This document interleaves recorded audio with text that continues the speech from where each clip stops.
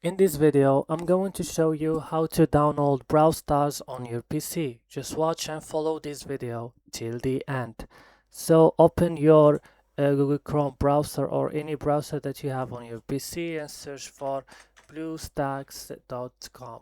So open it. As you can see here, bluestacks.com. Make sure that you are in the official link or official site link. So now click on download BlueStacks and it's going to download. As you can see, when it's downloading this file, you should install.